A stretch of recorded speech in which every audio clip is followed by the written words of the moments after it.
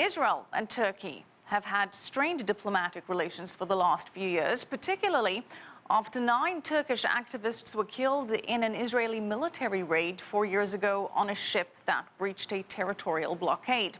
But when it comes to social and economic cooperation, it seems it's business as usual. Michal Bardavid reports. Turkish-Israeli diplomatic and political relations have been strained for quite some time now. The Turkish government has often criticized the Israeli government's actions. Even so, the economic and social relations between the two countries are growing. Despite recent harsh comments by the Turkish government, an official from the Israeli consulate believes bilateral relations could improve on many levels. These days, we're wrapping up 2014, so I can say that trade is on a very good course.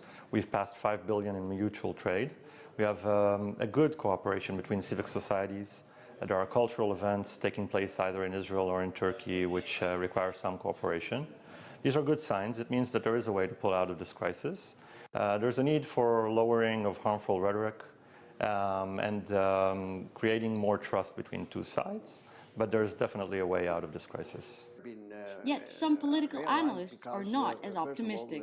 The Turkish government has been very much insisting that Israel meets all the conditions that the Turkish side has put forth, particularly regarding the Gaza blockade. Restoring the diplomatic ties, for the time being, seems quite a remote possibility.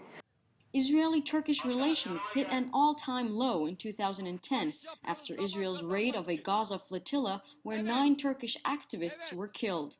Since then, anti-Israel protests have erupted in both Istanbul and Ankara on several occasions.